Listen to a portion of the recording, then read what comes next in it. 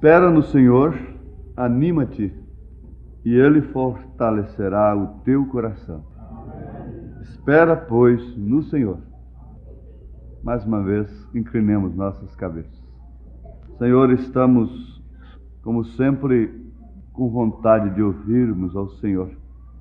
E basta o Senhor ungir a Tua palavra, pois ela é o nosso alimento. Mais uma vez te rogamos, ajuda-nos com unção na Tua palavra, vivificando-a em nossos corações.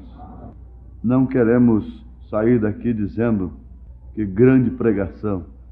Nós queremos, Senhor, é que os nossos corações saiam daqui ardendo com a Tua palavra, não simplesmente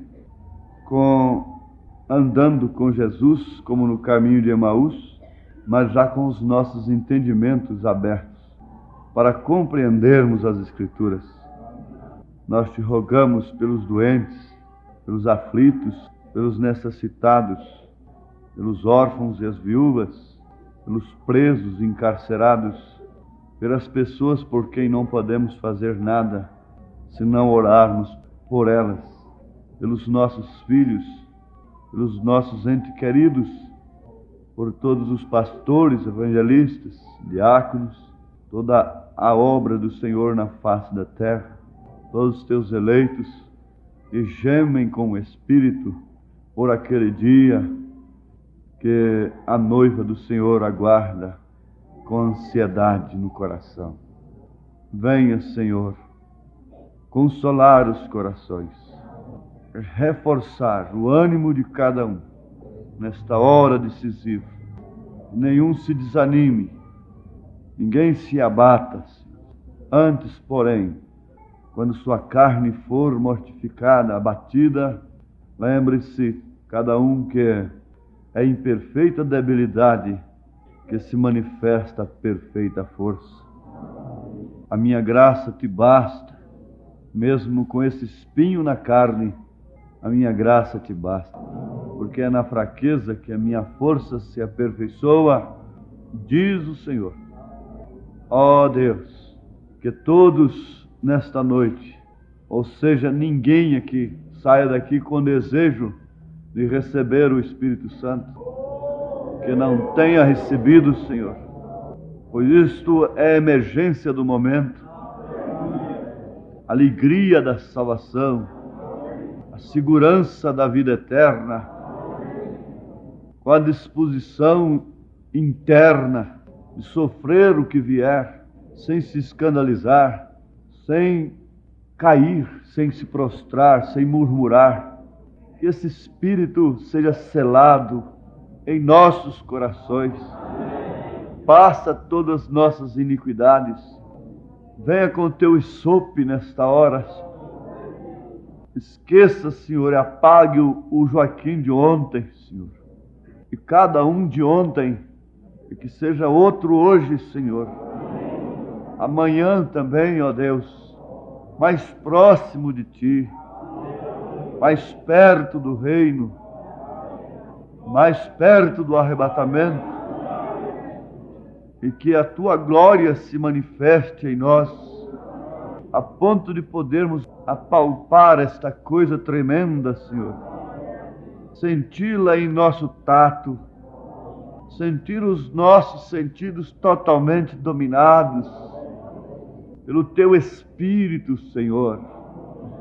Nós queremos uma vida real, autêntica e verdadeira, sem sombra de dúvida, em momento algum, Senhor. Nesta hora nós cremos que o sacrifício do Senhor paira sobre nós e que isto faz o Senhor nos ver perfeitos diante do Senhor. O Senhor nos vê puros e prontos para subirmos para a glória eterna. Se alguma coisa nos desajeita, nos deixa assim um tanto fora de forma, fora da fila, Senhor, que cada um entre na fila, ponha sua vida em ordem, sob desespero, Senhor, sob angústia do Espírito, ó Deus. Pois isto pode acontecer amanhã, ó Deus, pode acontecer hoje ainda.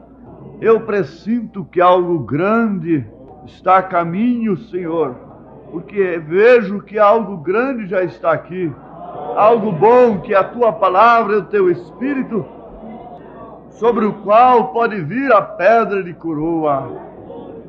Isso pode ser hoje mesmo, pode ser agora mesmo, pode ser amanhã, Senhor, logo de manhã. Oh, que bela manhã! Quão glorioso será amanhã! Quão gloriosa será amanhã! Em que se manifestar o Filho nas nuvens, em que se manifestar o Filho em nós, a ponto de podermos chamar os mortos, termos a mesma mente de Abraão, a nossa mente unânime, no mesmo espírito, no mesmo parecer, descendo a dinâmica poderosa do Teu Espírito, e tudo acontecendo como últimos preparativos para o rapto. Em nome do Senhor Jesus Cristo, nós te rogamos estas bênçãos. Amém, Deus vivo. Amém. Somente crer, somente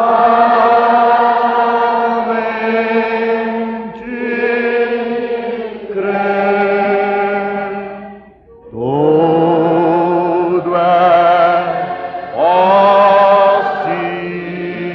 possível. Somente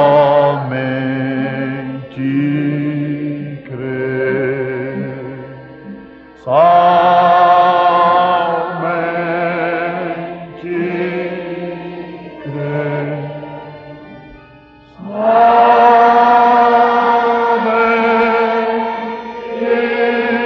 crer, somente crer, tudo é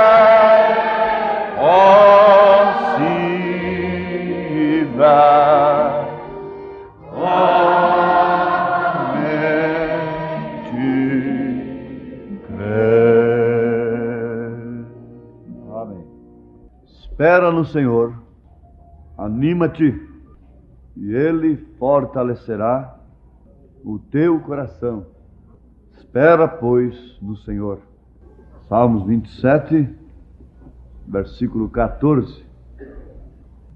Eu creio que este é o espírito de profecia que estava em Davi, porque você sabe que o espírito de profecia, o Espírito do Senhor, falou através dele e pintou todo o quadro da cruz. O Salmo 22, por exemplo, de forma tal que, naquele instante em que Davi estava falando, aqueles homens, os sacerdotes, os religiosos, naturais de então, e mesmo as pessoas comuns, os leigos, o tratariam de louco. Diriam que ele estava louco. Veja, quem está maniando os beixes para ele? Pois ele falava na primeira pessoa. Quem está desprezando desta forma? Mas ele estava falando do que aconteceria mais tarde. E os sacerdotes decorariam tais salmos, conheceriam e poderiam dizer para o povo que aqueles salmos eram profecia acerca do Messias. Eles sabiam interpretar as Escrituras até ali. Só que quando o Messias apareceu, eles não souberam que aquela Escritura havia se cumprido, estava se cumprindo naquele instante. De forma que a mensagem na mente pode ser alguma coisa, como, pois se trata de uma porta pela qual ela entra para descer ao coração. Mas se não desce, não opera o essencial, que é a revelação, a vivificação do Espírito Santo, a palavra. Então aqui, eu creio que o mesmo espírito de profecia veio sobre o homem segundo o coração de Deus. E ele falou sobre a confiança em Deus. e eu anelo pela sua presença. O desejo angustiante, o desejo que somente Deus poderia responder, que seria saciado somente com a presença de Deus. Então ele dizia na primeira pessoa, muitas vezes, e Deus falava através dele, o Senhor falando através dele. Espera no Senhor, anima-te, e Ele fortalecerá o teu coração. Espera, pois, no Senhor. Agora, na experiência, na prática, Davi tinha. Ele podia falar o que era a experiência da presença do Senhor, o que era a presença de Deus nos seus passos, embora mais difíceis possíveis. E ele podia falar também o que era a falta de Deus, o que significava a ausência de Deus. Como filho, nós sabemos o que significa a presença da mãe, do pai, e quando eles faltam, nós sabemos o que significa a sua falta, a falta de uma esposa, que muitas vezes, enquanto está viva, o esposo não sabe dar o devido valor. Somente quando ela falta, somente quando ele falta, por mais valor que nós damos uns aos outros, ao esposo, à esposa, só quando um falta é que nós vamos saber quanta falta faz um marido. Como órfão que fui, sei quanta falta faz um pai num lar, um homem na casa. E eu sei o que é uma casa sem marido. Eu sei o que é ser filho sem pai. Eu tenho provado, eu provei na minha infância, na minha adolescência, o que é toda a bagunça feita na escola cair nas costas do filho da viúva. Eu sei o que é ser bode expiatório e todo mundo levantar o dedo, todo mundo querer dar um palpite. Provei isto com experiência própria. Eu sei o que é a falta de um pai. Vocês precisam orar pelos seus pais. Meninos, mocinhas. Ah, mocinha. Há tantas mocinhas de 15 para 16 anos que se tornam uma cruz tão pesada para suas mães que elas não sabem o quanto elas matam suas mães, diminuem os dias de vida de suas mães. Se elas faltarem, vocês saberão quanto custa uma mãe. Vocês saberão quanto custa um pai. Davi tinha experiência da presença de Deus e da falta de Deus. Porque quando o homem peca, Deus o deixa sozinho, se afasta dele. Ele fica desorientado, ele fica sem confiança, ele fica sem força moral, espiritual. Isto é certo? Eu creio que vocês, jovenzinhas, muitas de vocês já têm tido experiências amargas na vida cristã. E quando o Espírito de Deus vos deixou, vocês passaram já por momentos que vocês nunca pensaram em passar. Vocês nunca desejariam carregar tais marcas, especialmente conhecendo a mensagem que vocês conhecem e procuram viver. Mas se um dia Deus ainda teve misericórdia e pôde retornar a sua presença para vocês, se agarrem nisto, como entre a vida e a morte, e façam como Jacó, irmãos, se agarrem na palavra, como entre a vida e a morte. Isso vos dará força, porque é terrível quando o homem perde a força. É terrível quando a mulher perde a força para orar, para ler a palavra. Aquela força que tira os olhos de uma mulher adúltera que vai passando na rua. Aquela força interior, quando o homem perde ela, ele fica pior do que antes. Quando a mulher perde a força, quando Sansão perdeu a sua força, o seu estado foi lamentável, foi terrível, a ponto de arrancarem seus olhos o inimigo que tantas vezes ele massacrou, pela força suprema que havia nele, pelo poder do Espírito Santo.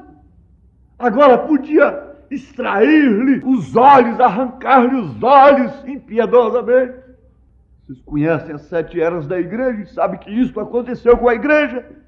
Mas agora na última era, somente mais uma vez, Senhor. Somente mais uma vez. E essa força tem descido, essas 7 tranças têm crescido.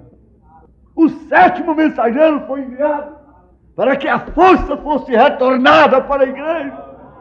Espera no Senhor, anima-te, e Ele fortalecerá o teu coração. Espera, pois, no Senhor. Sim, nós devemos lembrar nesse instante da força que havia dentro de personagens da Bíblia. Cabe-nos, neste momento, muito bem, nós lembrarmos da força que havia dentro de Noé. Havia uma força sobre juízo, porque nada pode deter, reter o juízo de Deus. Absolutamente nada. Agora, Noé tinha a força que podia preservá-lo do juízo. Essa força partia de Deus. E ele teve uma mensagem resgatadora, salvadora, pela qual ele empregou toda a sua vida. Ele dedicou toda a sua vida, tudo que ele era, toda a sua família, todos os seus filhos, toda a sua casa, foi dedicada àquela salvação do momento. E Deus lhe falava, Deus lhe orientava. Ele sabia o que fazer logo que amanhecia o dia. Irmãos, falo com experiência própria. Não há uma angústia maior para um pai de família, para uma pessoa, do que amanhecer o dia sem saber o que deve fazer. Vocês, pais, que pesam, têm a responsabilidade de alimentar filhos, um lar, sabem disto. Tem experimentado isso. O lavrador, quando amanhece o dia, ele sabe o que fazer. Apanha a sua enxada que está pendurada ali fora, sobre o beiral do seu rancho, não é? E ele conhece o trieiro cheio de orvalhos, a vereda, como diz os gaúchos, a vereda da roça. Ele chega ali, com as barras de sua calça, não é? Toda molhada, ele sabe o que fazer. Apanha a enxada, põe nos ombros e segue a sua trilha. O carpinteiro apanha a sua enxó, o seu serrote, e sabe o que fazer. E assim por diante, cada um amanhece o dia, sabe o que fazer. E Noé, quando amanhecia o dia, sabia o que fazer, porquanto ele estava orientado por Deus, e a sua vida estava empregada totalmente na sua salvação, porquanto ela teria que ser uma força sobre o juízo que vinha sobre a terra.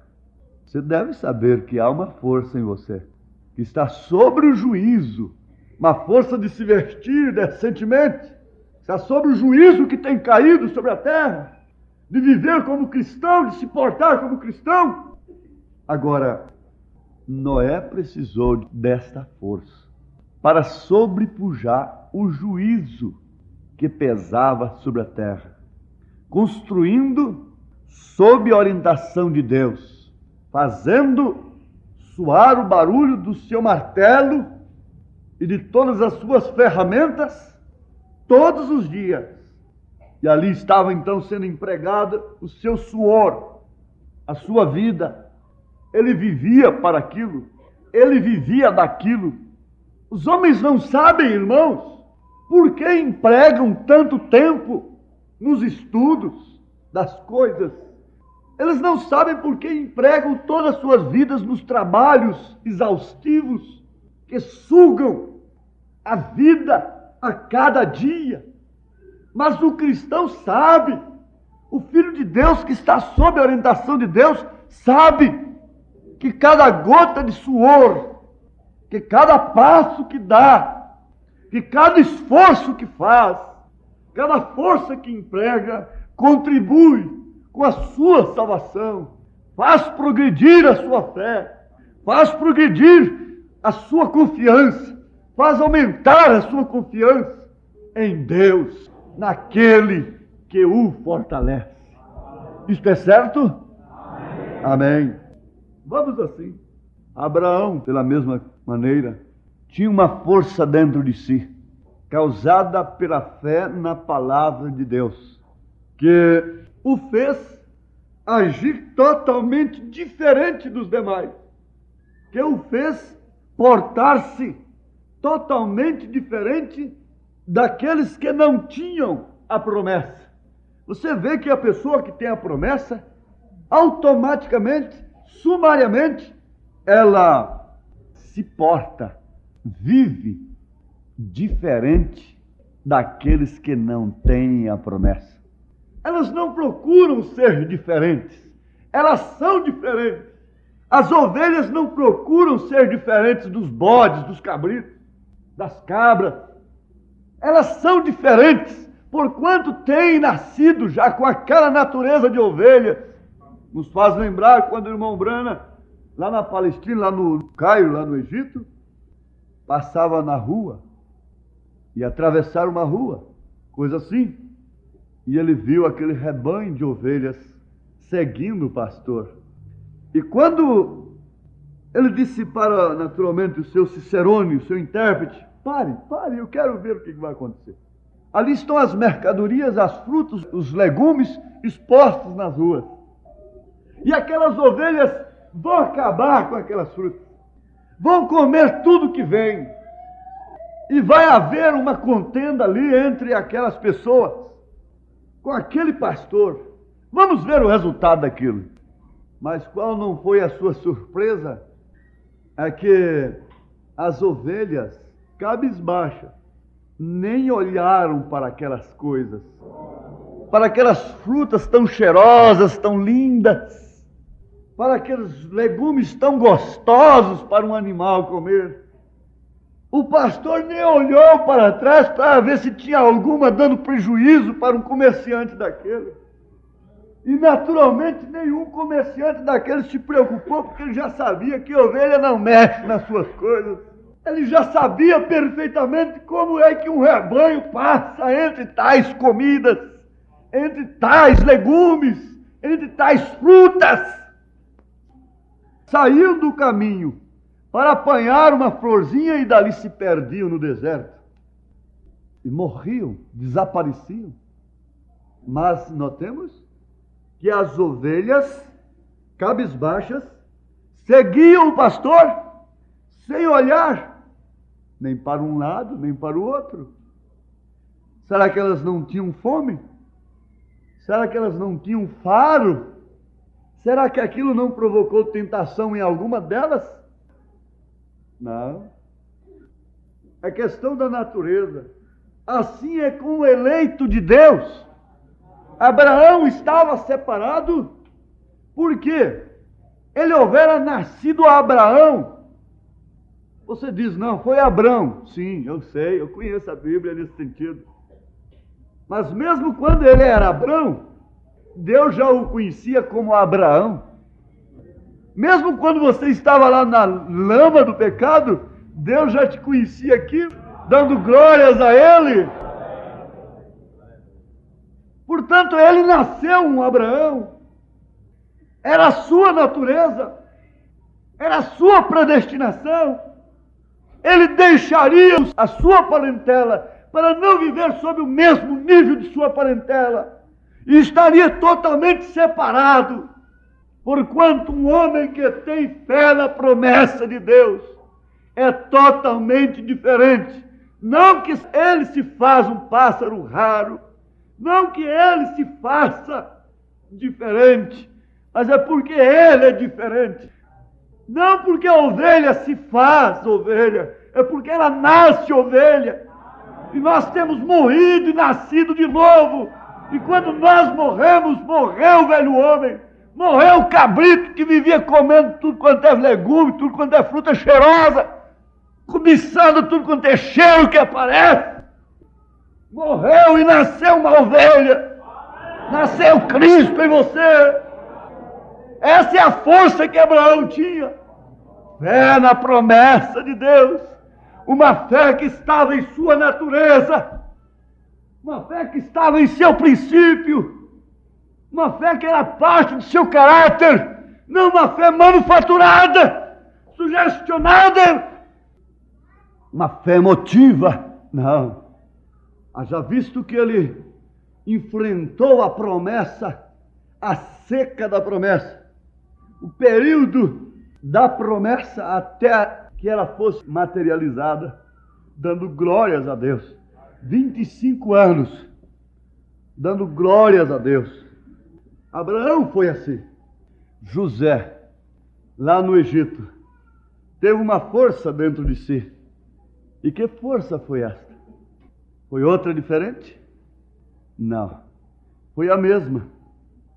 Para rejeitar a mulher de Potifar, que se oferecia insistentemente e que faria dele um adúltero e que o derrubaria. E ele não seria definitivamente o homem que Deus usaria para aquela libertação de seu povo, como usou José. Mas acontece que José, houvera nascido José, ele era também um filho da promessa. Às vezes ele podia nem entender o que se passava com ele.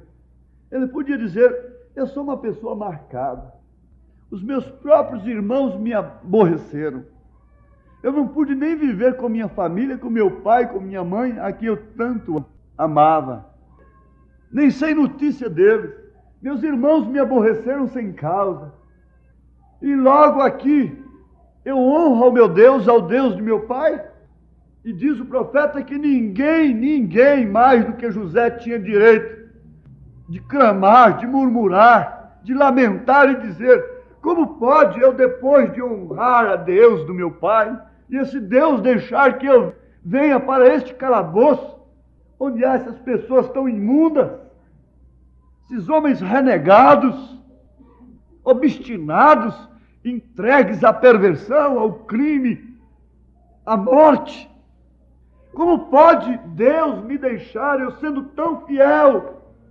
Lembrando-nos de Davi, mais uma vez, no Salmo 73, ele diz que ele andou com os seus pés em lugares escorregadios, por ver o ímpio prosperar, o homem que não teme a Deus prosperando, a arrogância tomando conta com um colar em seu pescoço, e assim inchando de gordura, e tudo na mão, e tudo progredindo, e ele sendo fiel, enfrentando lutas terríveis. Ele disse: eu andei com os pés em lugares escorregadios. O que quer dizer? Eu quase murmurei, eu quase lamentei, eu quase me desviei, eu quase caí da fé.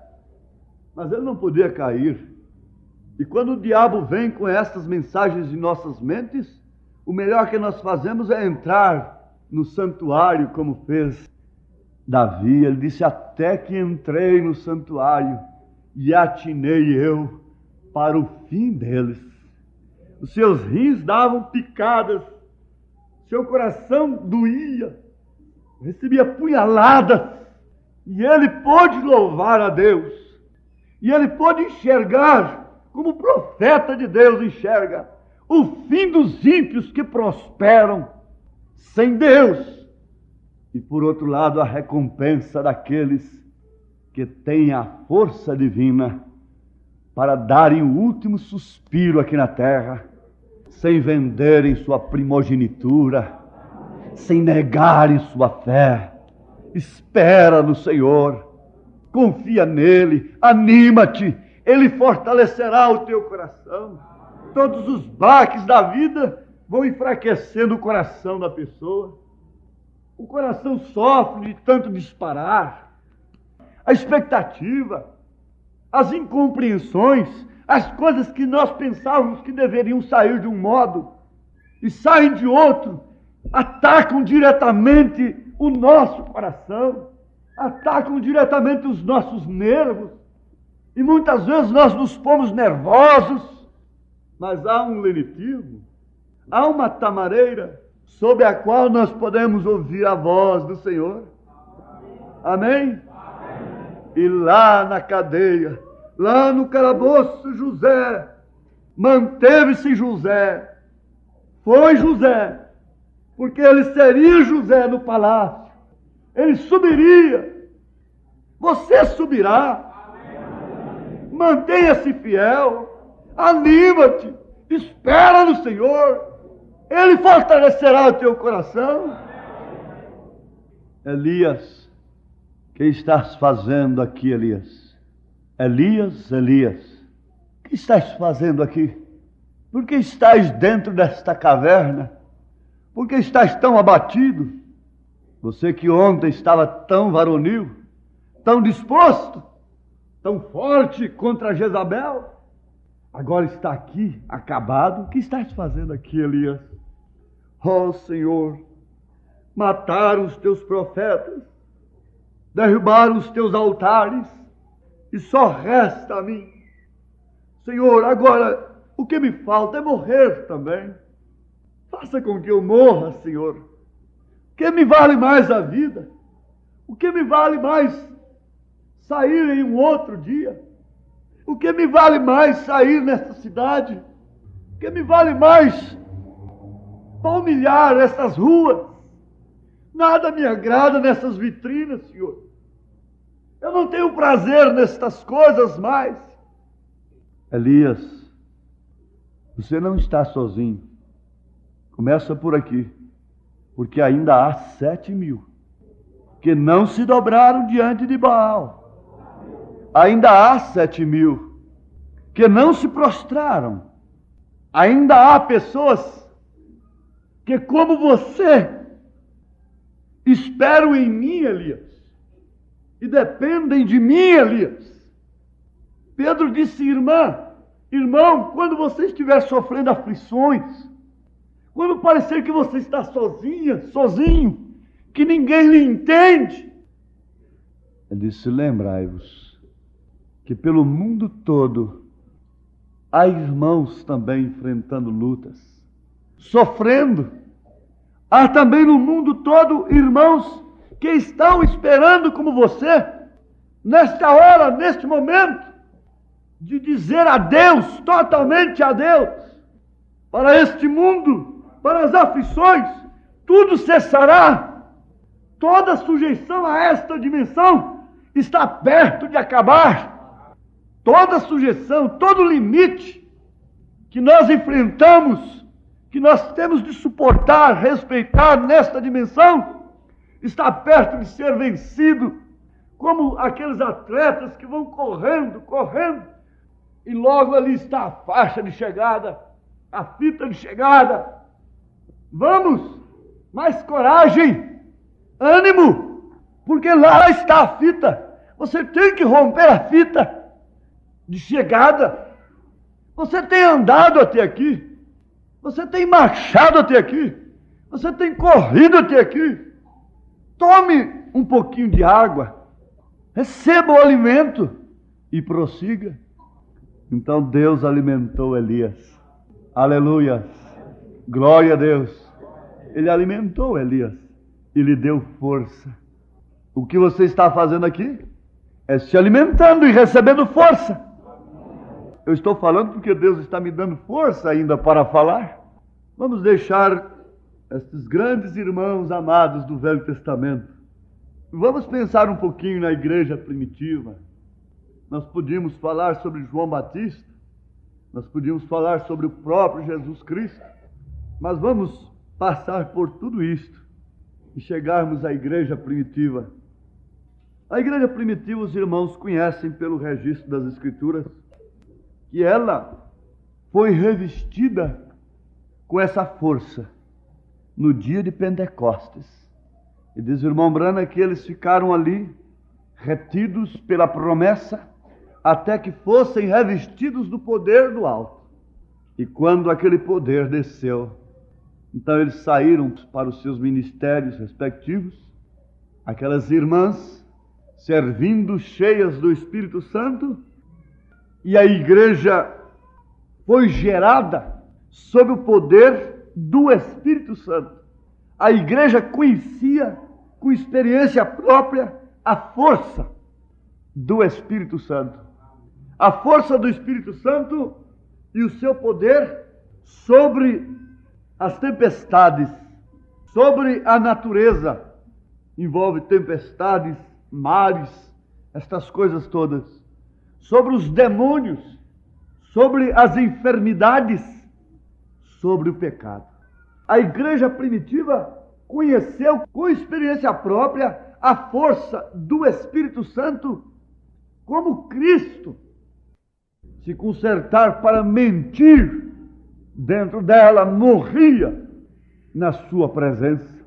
Porquanto ela não estava mentindo para o pastor, ela não estava mentindo para aquele que Deus colocara diante dela, diante da igreja, mas estava mentindo para o Espírito Santo, como o caso de Ananias e Safira, que caíram mortos dentro da igreja, porquanto foram mentirosos.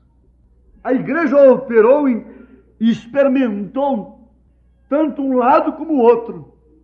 E conforme já afirmamos, como Davi, provar a experiência da presença de Deus e da falta de Deus. Ela provou. Ela teve experiências amargas e ela pôde enfrentar até a morte.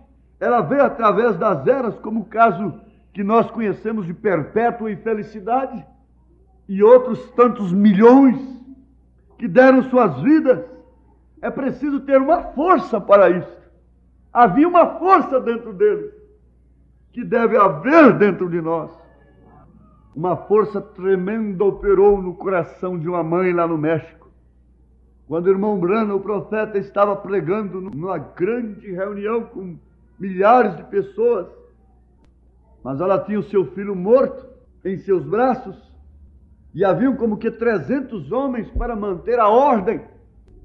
E quando aquela mulher veio de lá em desespero, rompendo com a multidão, sobre gritos e desespero, eu estava meditando: meu Deus, quem foi que deu a força para aquela pobre mulher enfrentar tantos homens?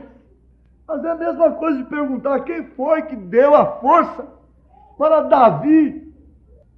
A mesma coisa, irmãos, é que eu estava perguntando. Perguntar quem foi que deu a força para aquela mulher romper com tantos homens, passar debaixo da perna de homens, com uma criancinha morta, um filho morto nos braços. É a mesma coisa de perguntar quem deu força para Davi tomar a ovelha da boca do leão. Quem deu força para Davi derrubar o Golias. Ele é o mesmo ontem, hoje, eternamente. E aquela mulher entrava debaixo das pernas daqueles homens arrões. Se eram americanos, se eram mexicanos, ela não queria saber. Eu quero a ressurreição do meu filho. Eu creio que este homem ressuscitará meu filho. Eu creio que ela chegou ali débil. Deveriam dar um copo d'água fria para ela naquela hora.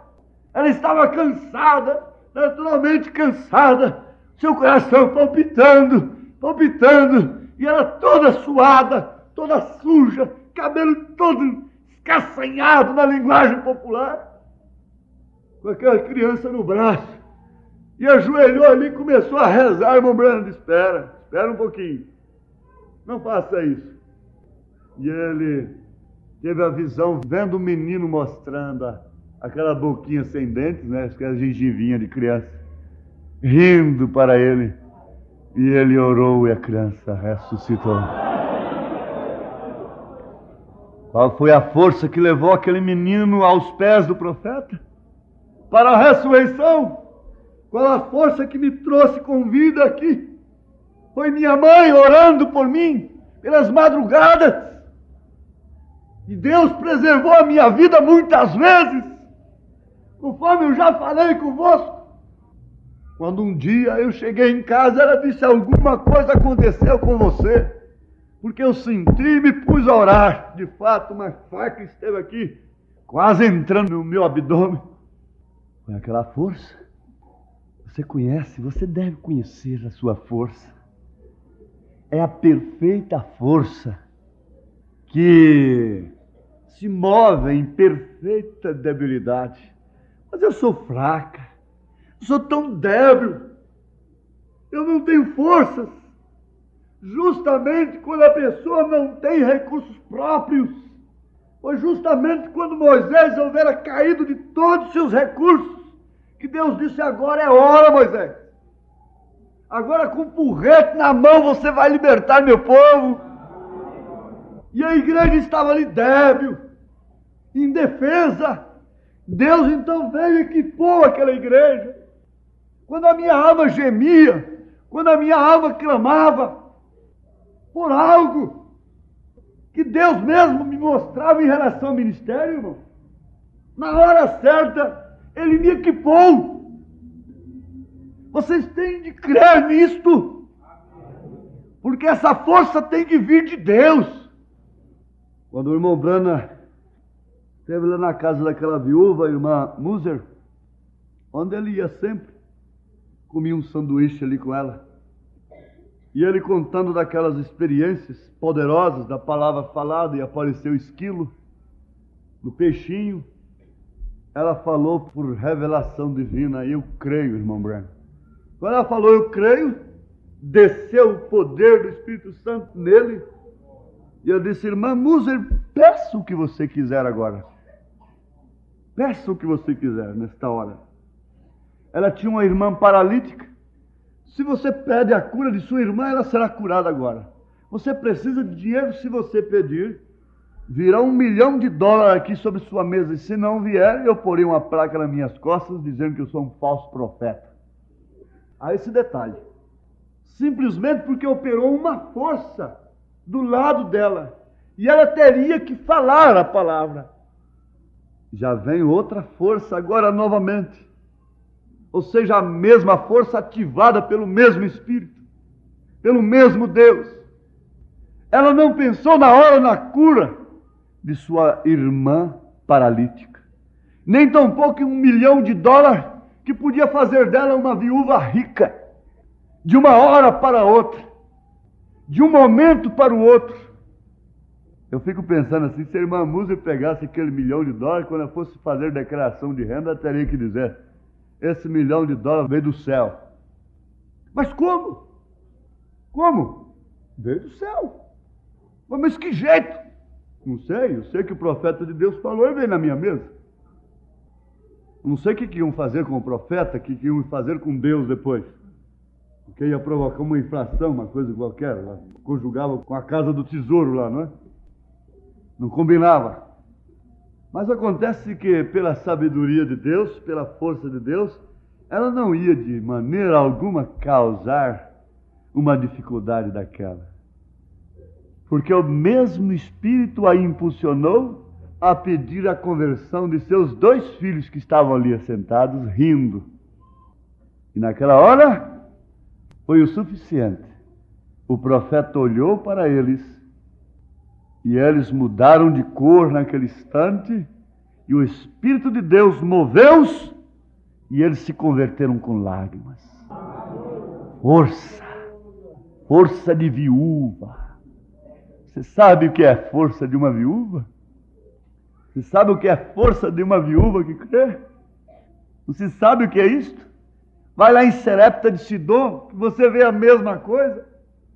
Enquanto os grandes não tinham nada, não tinham azeite nem farinha, a farinha da panela não acabava, o azeite da botija não acabou, porque a viúva pobre, creu em Elias, recebeu força, recebeu poder.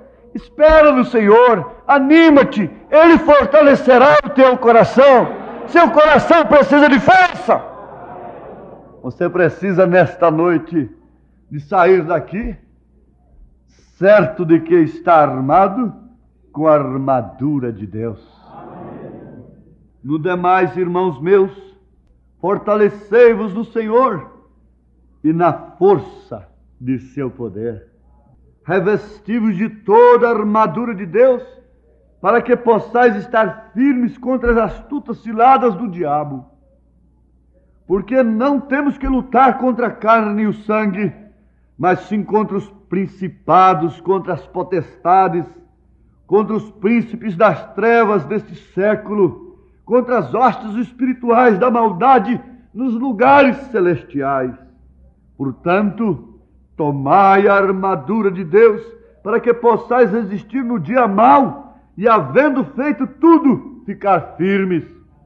Estai, pois, firmes, tendo cingidos os vossos lombos com a verdade, e vestida a couraça da justiça, e calçados os pés na preparação do evangelho da paz, tomando sobretudo o escudo da fé, com o qual podereis apagar todos os dardos inflamados do maligno.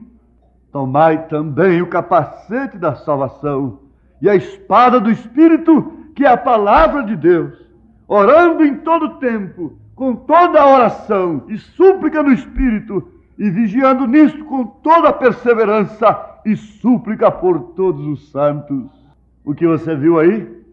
Um soldado armado, calçado com seus pés o evangelho da preparação, a preparação do evangelho.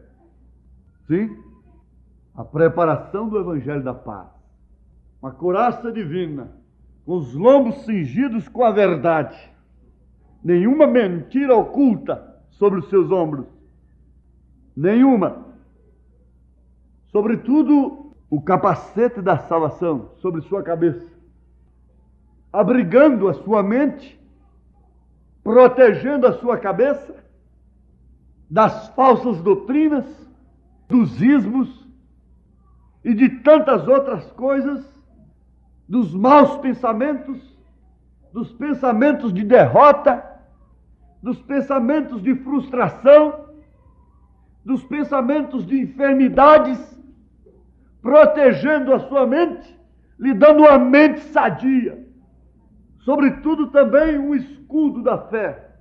O soldado tinha um escudo, e quando o inimigo mandava um dardo, ele rebatia com aquele escudo. Aquele escudo naturalmente era de aço, de bronze, uma coisa forte, resistente. E os dardos batiam ali, não podiam ferir aquele soldado. Caiu por terra. Cada soldado que tinha o escudo, quando o inimigo mandava o seu dardo, ele logo, na verdade, ele via aquele dardo vindo. É perigoso, na verdade, mas logo ele via aquele dardo no chão e podia pisar nele e quebrá-lo. E ainda levantar os seus pedaços e mostrar: está aqui, inimigo, eu tenho um escudo que me defende. Aleluia! Glória a Deus! Não é isso que faz você? Não é isso que faz o Filho de Deus?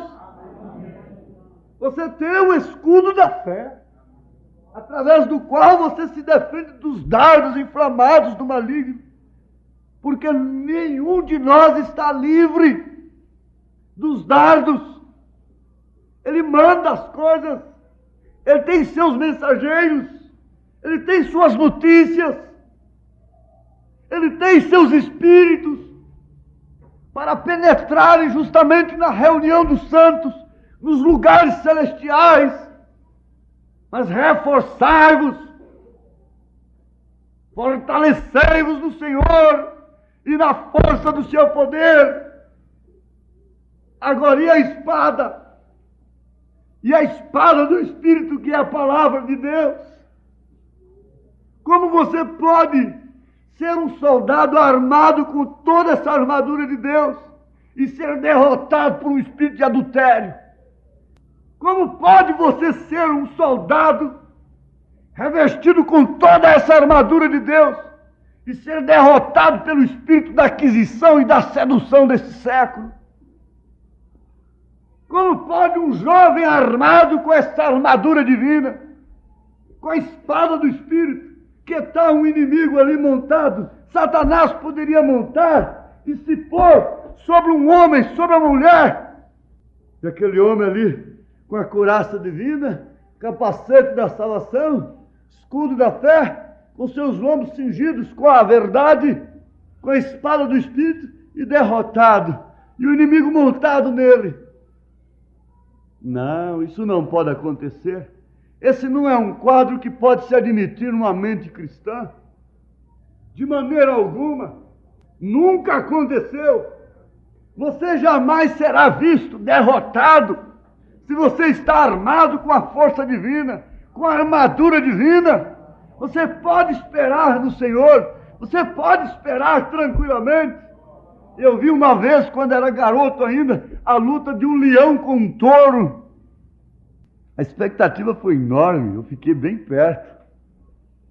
E lá estava aquele leão, inquieto, se jogando para lá e para cá. E lá estava o touro na arena, bem tranquilo, bem descansado. Ó Senhor, faça-me ser assim, confiar na força do Senhor. E o touro tinha dado as costas para a jaula, não estava nem se incomodando com o leão. Estava bem descansado, bem tranquilo. E o leão estava ali, desse jeito, furioso. E para lá e para cá, e se jogava para lá e para cá. E andava para lá e para cá. E com aquelas garras tremendas, abria sua bocarra, né? E quando levantaram aquela portinhola de sua jaula, ele já saiu no ar, com as suas patas dianteiras em pé, levantadas. E o touro estava com as costas viradas para ele. Sua traseira estava para aquele lado do leão. Dava a entender que o leão ia montar nele tranquilamente, se jogar no seu cupim por ali, né? Montar a cavalo do touro. Mas qual não foi a nossa surpresa? É que numa fração de segundo, o touro lhe deu a cabeça. E o leão caiu bem entre os seus chifres. E o touro ainda continuou confiado na sua força. Ah, touro! Ah, boi descansado! O leão pegou justamente num lugar muito favorável. As duas patas dianteiras assim na cara do boi, queixadas do boi, e a sua bocarra segurando ali no seu pescoço, e o boi só foi abaixando a cabeça, como que dizendo: eu não tenho força, eu não tenho resistência, eu vou me entregar, me puseram aqui para morrer, esse leão vai me matar. E parece que deu a entender para o leão que ele já podia comer aquele touro.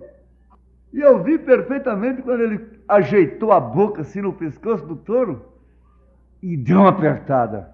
Quando ele deu uma apertada, o touro o levou na parede da arena. Aí começou o serviço. E ele deu umas duas sacudidas e falou: ó! Negócio não é como estou pensando, não. Mas espera aí, agora eu peguei num lugar fatal. Descobri. Peguei no focinho do touro. Aí foi outra cena de entrega. Ele entre as pernas do touro e grudado na venta do touro.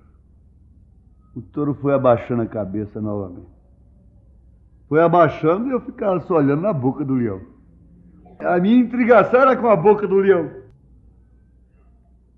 E de repente o leão ajeitou novamente. Eu vi quando ele dá uma ajeitada assim. Falei: é agora. E apertou o negócio. E esse touro deu uma sapateada em cima desse leão. O leão fez de novo. Ah! Se encostou ali perto da grade, da arena que eles fizeram, a grade de ferro. Ficou lá com a boca aberta, com a língua de fora, os meninos passando a mão nele. Ah, leão frouxo. Satanás frouxo. Mombrana ficou olhando com os binóculos, aquela águia mãe ali de cima olhando os seus filhotes, fazendo aquele avivamento pentecostal lá na relva embaixo.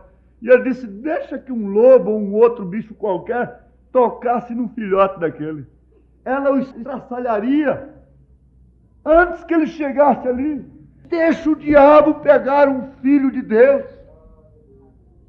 Ele não pode pegar. O fogo não pode queimar. Quando Sadraque, Misaque e Abednego foram lançados na fornalha, eles entraram varonilmente, mas não se dobraram. E lá estava o quarto homem com eles. Lá estava a força. O Senhor é a força da minha vida, disse Davi. Diga: o Senhor é a força da minha vida. O Senhor é a força da minha vida. Oh, mulher sirofenícia de nação, quem lhe deu força para andar tanto tempo atrás de Jesus, rogando, até que a resposta viesse. Não desanimes, não desanimes, não desanimes. Ânimo, Ele fortalecerá o teu coração. Pisa na enfermidade, pisa na frustração, pisa no medo, pisa no complexo, pisa na confusão. Não ande confusa. Não, você sabe o caminho que você está, você conhece o seu caminho, você conhece a sua escolha. Tem que haver esta mesma força dentro de você. Leiam a mensagem Perfeita Força por uma perfeita debilidade. Quando aqueles homens estavam mais fracos, mais débeis, despidos de todos os recursos naturais, quando toda a casca tinha caído, que eles estavam indefesos, foi justamente a hora em que Deus pôde enviá-los, que Deus pôde usá-los.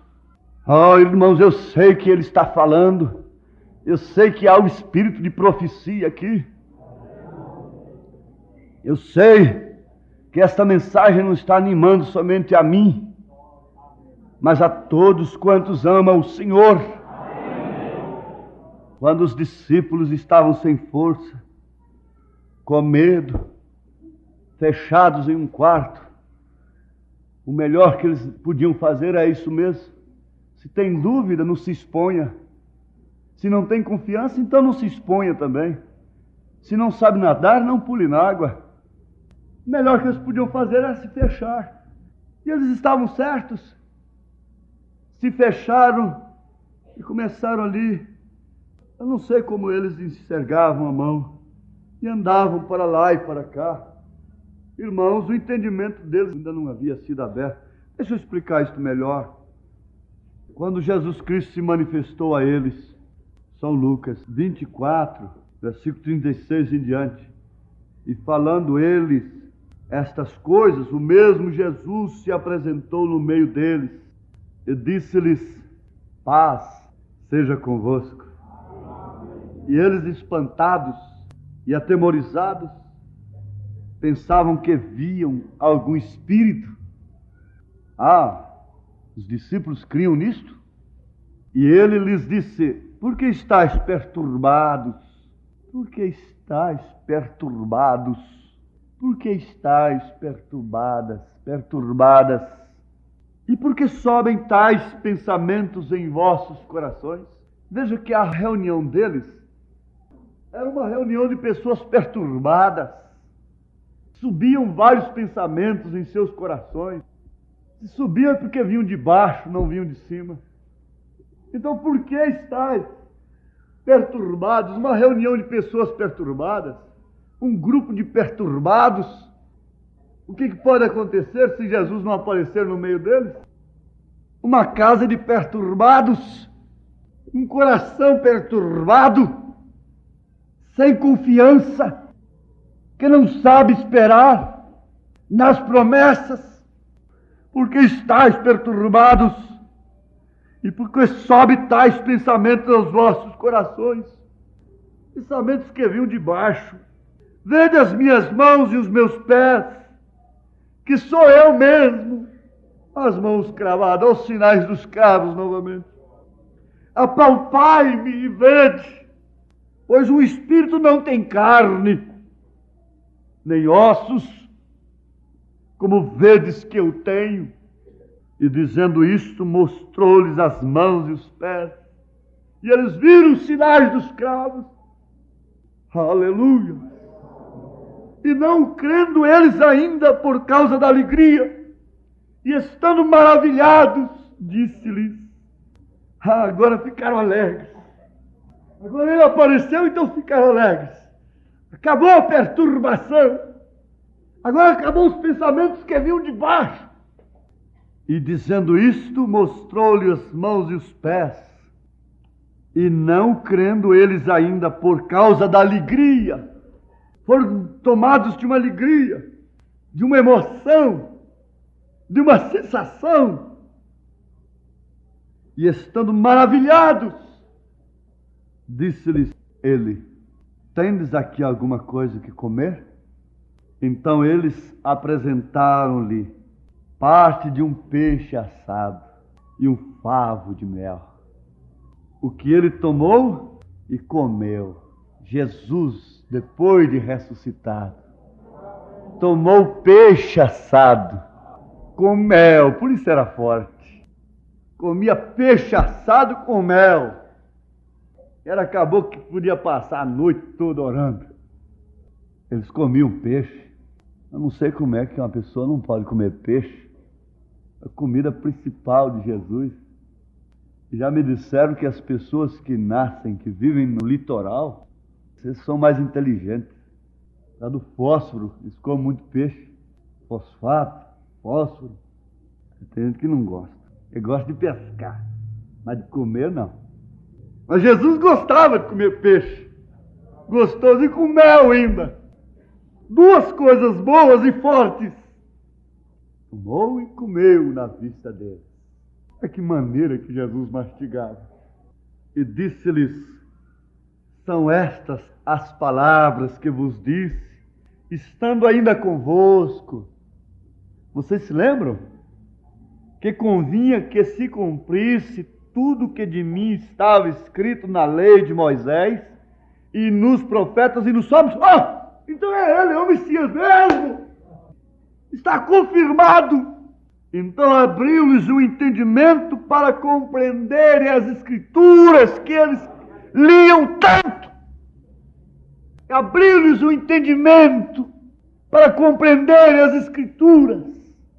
Ó Senhor, será que ainda estamos no quarto dos perturbados, vindo pensamentos de baixo, formando ismos? Ou o Senhor já tem se manifestado a nós? Ou o Senhor já tem se manifestado a você individualmente? E você se encontra confiado, descansado no Senhor, com o seu coração fortalecido, comendo peixe e mel. Mel dá caloria, dá calor espiritual. Peixe é revelação.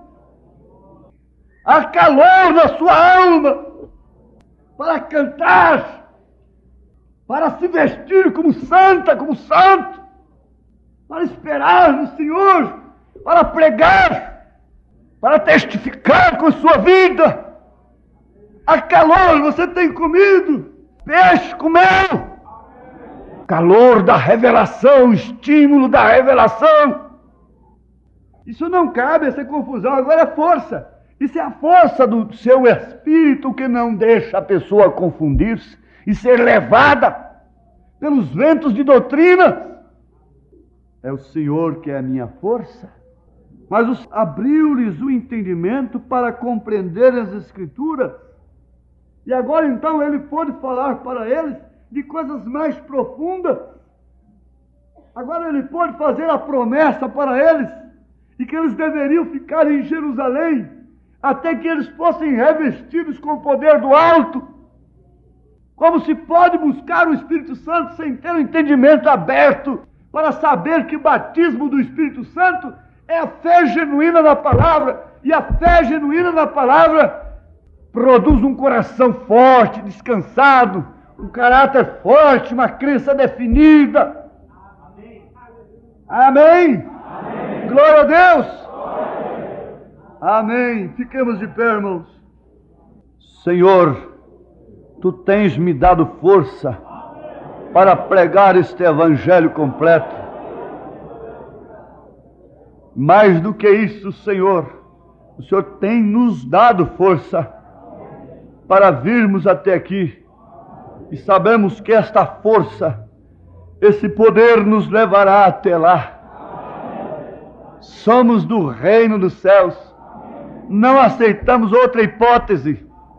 Não temos acordo com outra ideia, com pensamento algum que venha de baixo. Não somos um grupo de perturbados, Satanás. Não somos um grupo de mentes tontas que vive aceitando qualquer coisa que vem. Somos a espada do Cordeiro. Satanás, não estamos derrotados, porque há em nós a força de Cristo.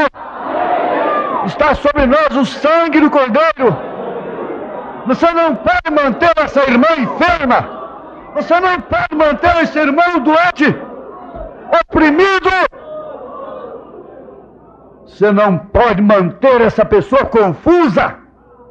Sai de sua mente. Tira a mão suja da propriedade de Deus. Receba a força do alto, pela fé na palavra, pelo poder do Espírito, pelo poder do Espírito Santo. Aleluias. Cuidado, sim, cuidado com espíritos que cruzam as nossas cabeças, mas se elas estão revestidas com o capacete da salvação, Satanás está derrotado. Ó igreja amada, creia na palavra de Deus somente. Não creia em suas próprias forças, não creia em seus próprios meios, mas sim na palavra do Senhor. Aleluias. E agora, Senhor, batiza com o batismo de fé nesta palavra. Que a força do Senhor possa estar em cada coração, fortalecendo-o em nome de Jesus Cristo. Aqui temos essas peças de roupa, Senhor. Senhor, toma-as, leva-as com virtude, Senhor, para curar os doentes, expulsar os espíritos de enfermidades. Também o livro de oração está diante do Senhor. Os pedidos de oração estão diante do Senhor. E cada um, Senhor, possa andar como Abraão andou, na força da promessa, como Davi, como José, como Noé, como Moisés, como Elias, como Israel, Jacó, como a igreja primitiva, como os heróis da fé, das 7 eras da igreja, como Elias agora nos últimos dias, em nome de Jesus Cristo. Amém, Senhor. Amém. Aleluias. Glórias ao Senhor. Glórias a Jesus. Aleluia. Glória a Deus. Está arrependido? Está arrependida? Discerniu algum espírito mau, algum espírito errado sobre você? Mande-o embora. No nome de Jesus Cristo, despeça-o, expondo o sinal. Está arrependido de seus pecados? Crê que Jesus Cristo te perdoa, te salva, te redime? Manifeste o seu arrependimento. Manifeste a Ele, levantando a sua mão para o céu, dizendo: tenha misericórdia de mim, Senhor. Dá-me esta força. Eu me encontro arrependido, arrependida, Senhor. Aleluia. Agora dá-me do teu Espírito, Senhor. Ora, você que tem se arrependido, dá-me do teu Espírito, para que eu possa ter força, para não olhar mais para trás. Em nome de Jesus Cristo, receba a sua bênção. Seja confiado. Descanse na força do seu poder. Em nome de Jesus Cristo. Amém. Amém. Aleluia. Você é um pregador do Evangelho também, e você está aqui por uma boa causa. Você não está doente. Você está em necessidade e você quer um avivamento pentecostal para começar em sua igreja. Todos nós queremos isso. Vamos todos ficar de pé por um avivamento pentecostal. Deus Todo-Poderoso que criou os céus e a terra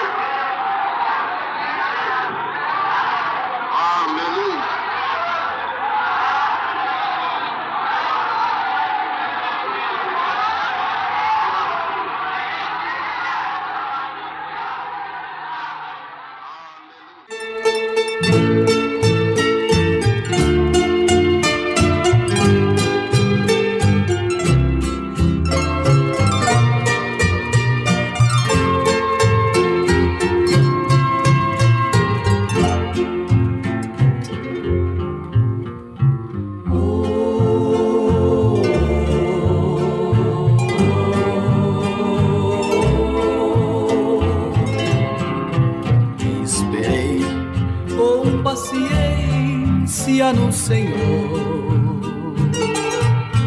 E ele inclinou-se para mim e me ouviu.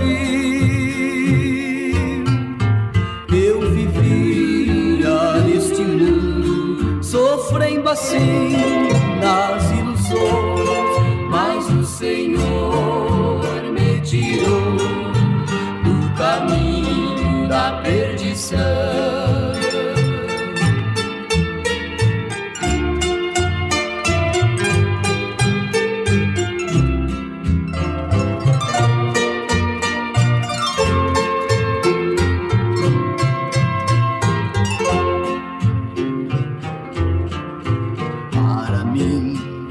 Na minha vida um sol raiou,